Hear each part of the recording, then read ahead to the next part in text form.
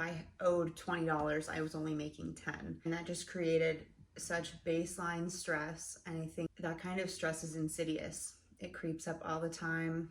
It's like an undercurrent that disrupts your peace when you're hanging out with friends, when you're with a loved one, when you're just watching a movie. Like there is that like always that like fear of impending doom, that like you're doing something wrong.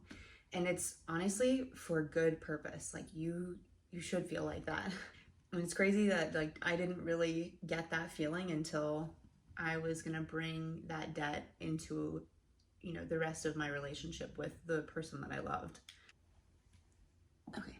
Hello and welcome. Thank you for watching my video.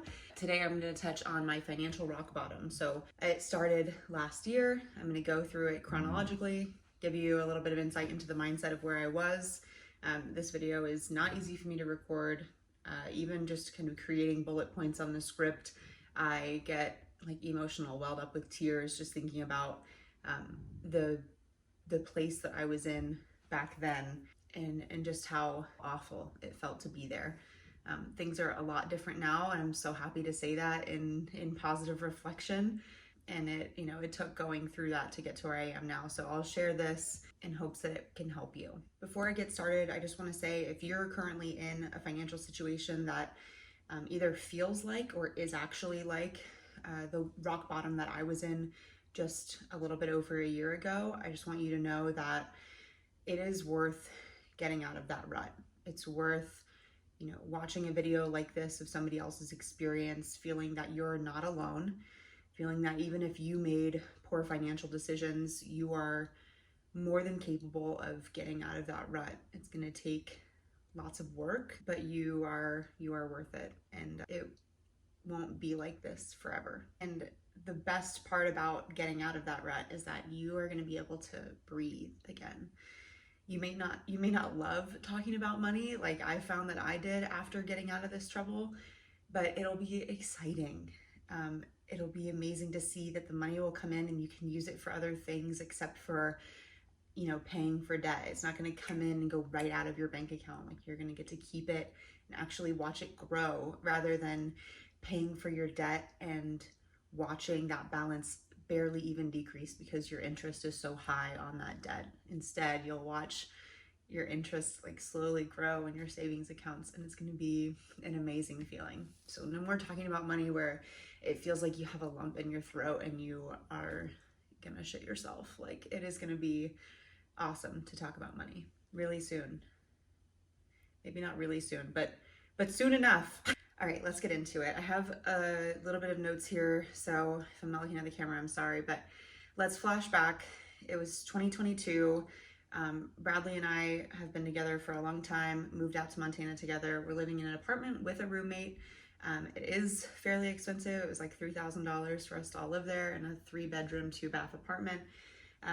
Bozeman, Montana is a very high cost of living place. Our financial lives are separate completely, besides the splitting the home bills, and even that I'll touch on later. He was subsidizing my lifestyle and my rent, basically, because he made more money than I did.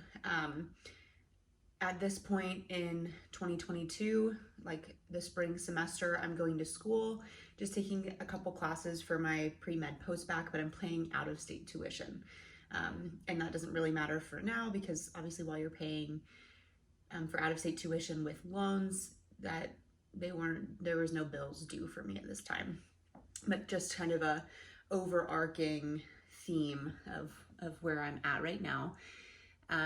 Bradley and I, romantically, emotionally, were in the best place that we had ever been.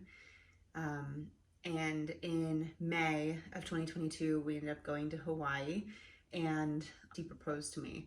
And I said yes. It was a really exciting time. It was something that I really never envisioned for myself, getting married. It's something that I don't think I had thought a lot about, besides, I don't know, probably in the past year or two before we actually got engaged, where we started talking about it. We got back to Montana after our trip, and that's when things really started sinking in for me. Independently, I was working at the hospital at the same time that I was going to school, and I worked about full-time most weeks, and I had debt. I had credit cards, I had a personal loan, I had credit cards that had gone to collection, so that I owed on them. I was getting phone calls daily, all the time, outside of business hours, 8 p.m. at night, 5 a.m. in the morning, repetitively, all of the time. It's really stressful. And I wasn't making enough money, so I was missing payments as well. And this was about June of 2022. I'm only in one credit of a class. It was just a lab that I was taking over this semester. And I had the sinking feeling once we came back from Hawaii, engaged. Oh shit. This isn't just my problem anymore. I'm gonna take my debt, all of this shit that I can't pay for most days of the month, and I'm gonna bring it into our relationship and give it to Bradley as a burden. And that's what I'm gonna bring to the table. And he's gonna have to help me get out of this dump truck that I'm in right now. Dump truck is like not the right word. Just I was in a dumpster that was on fire. And so he's gonna have to bail me out, hose it off, take the garbage away, and clean up my mess. And it felt absolutely terrible. Coming back to Montana and realizing that was my financial breaking point.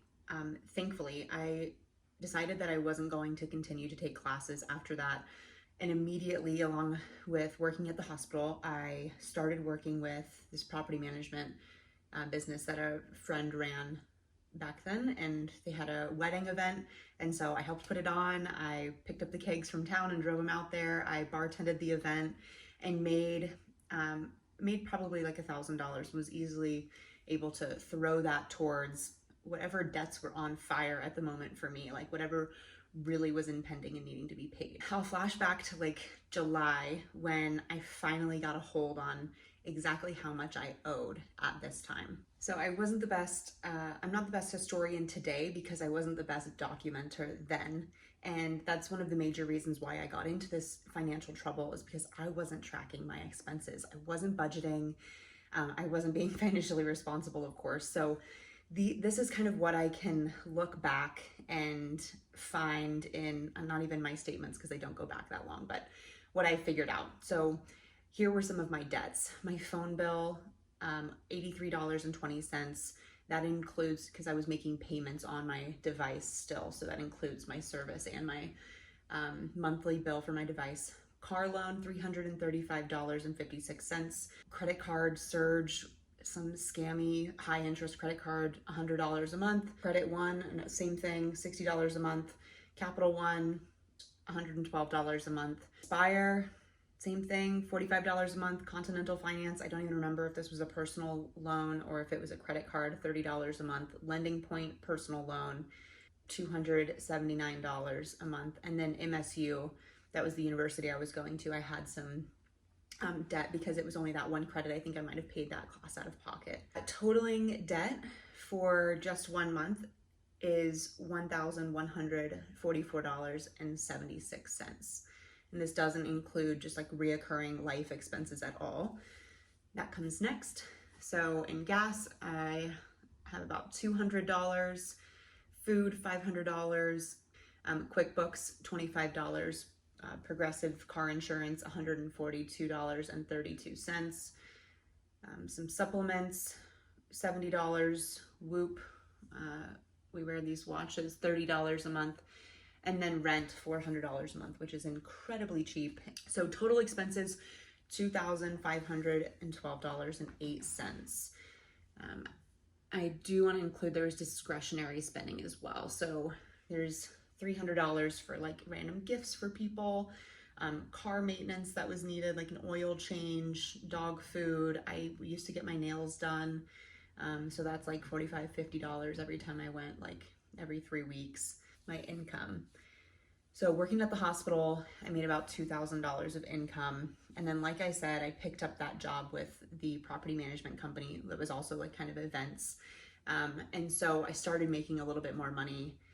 In July, I got paid for that. And so it was probably with the hospital about $2,000 of income. And then with the extra property management hours that I was getting, again, it was probably another $1,000, maybe $1,500. So in July, I was able to kind of get on top of my expenses. However, still not feeling good, still absolutely panicked with no plan. It doesn't matter that I think in the grand scheme of things, my expenses were like $2,500 a month.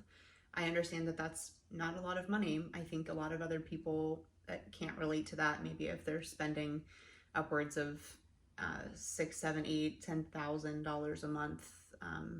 But for me, it didn't matter if I was spending $20 or $2,500 because I wasn't even meeting my baseline needs. So if I owed $20, I was only making 10. And that just created such baseline stress. And I think that kind of stress is insidious. It creeps up all the time. It's like an undercurrent that disrupts your peace when you're hanging out with friends, when you're with a loved one, when you're just watching a movie. Like there is that like always that like fear of impending doom, that like you're doing something wrong. And it's honestly for good purpose. Like you should feel like that. And it's crazy that like I didn't really get that feeling until I was gonna bring that debt into, you know, the rest of my relationship with the person that I loved. I remember one of the worst parts about back then, I didn't feel like I could talk to absolutely anyone. Like nobody knew about how much trouble I was in. I think Brad knew that I was trying to get my shit together, but nobody else. Like there was no way I was calling my parents.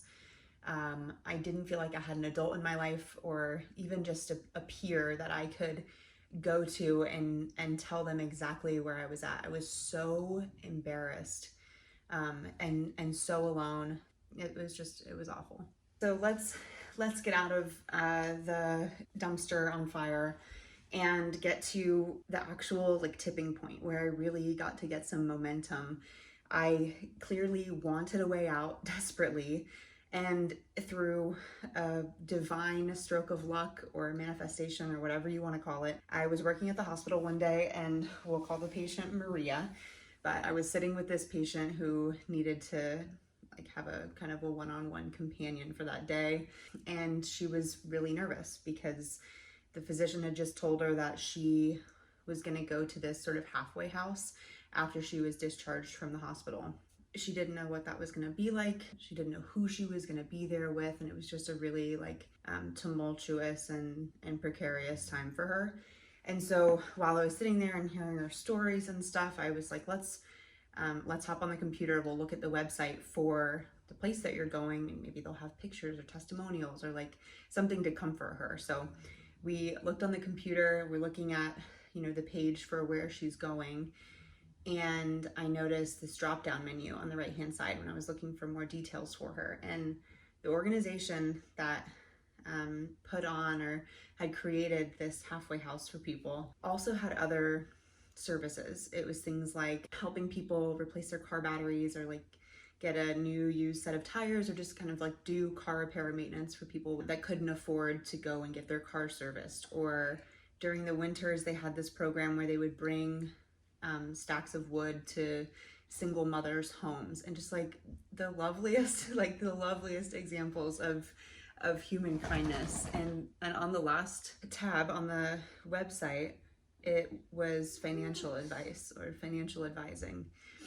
And I think while I was there with Maria, I must have clicked into it and just made a mental note for later. So later that night, like as soon as possible, I went home, clicked on that same link, and then submitted just a short blurb about how I was in trouble. It was a call for help. I was like, I'm in over my head in debt. I think I probably said like, I have a full-time job, I'm a student, like just so I felt like I still needed to like prove that I wasn't a freaking idiot. Like I felt so stupid for the position that I was in. So I said like whatever, things that I thought made me sound smarter or at least a little bit more put together, and sent it off. I don't know how long it took, but somebody got back to me, and his name was Tyler. He's a financial advisor in town, like runs his own business, but then he is a wonderful Christian man, and he hopped on a Zoom call with me. It was July 20th, and it just changed my life.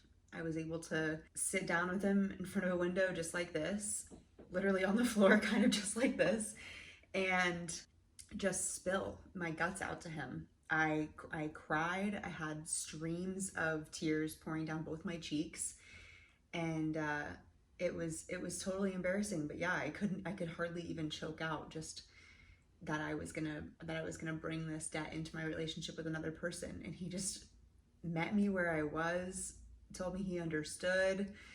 He kind of a cheesy guy, but like just so good. He sat me down, told me about the snowball method from Dave Ramsey.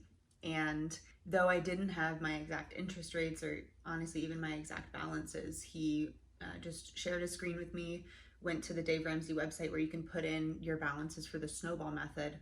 And we just went one by one, entered them all in. My student loans, my car, every single one of those credit cards, a personal loan. Excuse me. And we created a plan of action for me to pay that off. So the lowest balance that I had, let's say it was just like $300. It didn't matter how low it was, I couldn't pay it. So let's say the lowest balance was a $300 credit card. I would work on that one first, and I would pay off that entire credit card until it was no more. And then if I had any extra dollars the next month, I would put it towards the next highest credit card, which was like $500. Literally the total amount of debt that I could have on one card was like $500. That was my like allowance from them, which is insane. My credit score was so bad. So that was one of the action items that he gave me. But in Dave Ramsey's baby steps, baby step 1 is getting $1,000 together. So at first you're just paying the minimum payments. You save $1,000, and that's like your emergency fund. And then you begin with this baby steps snowball method. So that's when you pay off the lowest credit card or lowest balance first on your debt. The last thing that he did is he was like, you need to increase your income. So he suggested that I got a serving job at just like a higher end restaurant in town. And I was comfortable enough with that because I had served for a long time, so I thought that I could do that. So after meeting with Tyler, I actually had a plan, and he wanted to follow up with me in several months. And so I left the call with him, and I took those steps and went to action. I immediately applied for a serving job in town. I honestly think I only applied for one. I ended up getting the job, and so this would be job number 3 on top of the hospital job, the property management gig, and then working at the restaurant. The restaurant was only open from 4 to 10, so the hours were great. I would work at the property management business. If I wasn't working at the hospital, I would work at the property management business during the morning, then go in to serve at night, and then on whatever days I had at the hospital, I would work 12-hour shifts. And if I wasn't already on the schedule for something, I would be picking up double time, picking up time and a half shifts. These shifts had incentives, so you just make double. Weekend shifts, you made $2 extra an hour. Overnight shifts, you made $4 extra an hour. Plus, I would never pick those up unless they were offering double time. So I quickly increased my income within, a month or two. So at this point, I'm working about 70 hours a week, and I was able to pay off $8,926 of debt by the time I met with Tyler again in December. And my main point here is just want to say that this is super tough. Before having this financial pitfall and realization, I always felt like money was right around the corner. I was like, I've got this. The money will come. I will just take out the debt. I'll use the credit card. No big deal. Like, I want to live this like high energy, like high vibe life. Like even for Hawaii, just when we got engaged, I took out a credit card so that I could help pay for like food and gas and whatever when we were there, which is ridiculous. And thinking back now, it's ridiculous, but then it was like, no problem. Like, I got this, money's in the bag. It's crazy to look back on, but that's just where my money habits were. They were very poor. I never learned how to save. Money was not talked about in my childhood home. So I really had no financial education. It was this like piecemeal, weird experiment that I was just putting on month by month and just kind of hoping for the best. And so that's why at 27 years old, I really had to figure it out when it all came to a head for me. Now I feel like things are very, very different. All I really want to say now is that if you feel like you can resonate with this story, I hope it helps you feel like you're not alone. You're not stupid. You're probably incredibly intelligent. You are so positive and want for more, but you just really need to get real and realize that like taking care of this, like taking care of it so meticulously and making that spreadsheet and tracking those expenses, tracking every dollar that goes out of your bank account is going to pay off.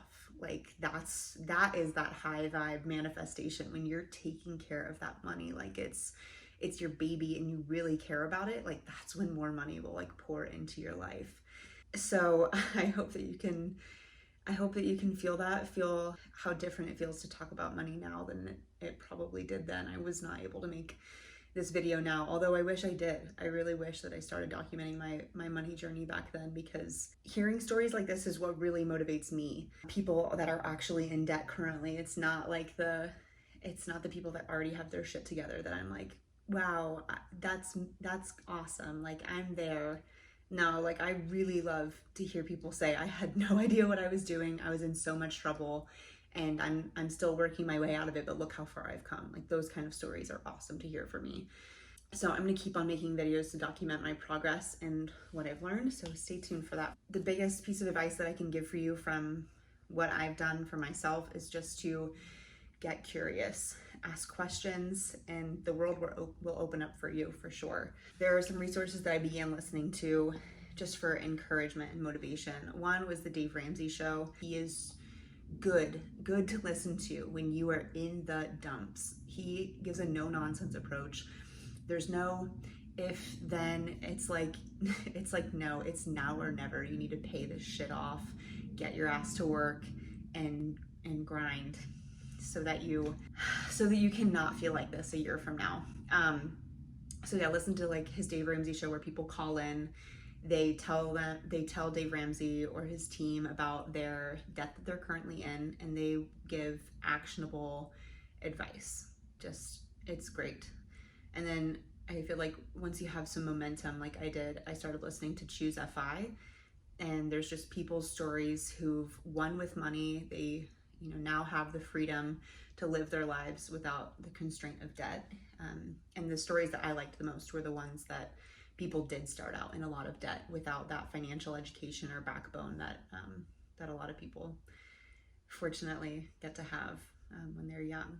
So those two resources were something that I would really recommend for you to get into if you are currently struggling with debt. I really hope that this video helps you in any kind of way. Thank you so much for watching. If you have any feedback, I'd love to hear it, and stay tuned, and I'll see you in the next one of my videos.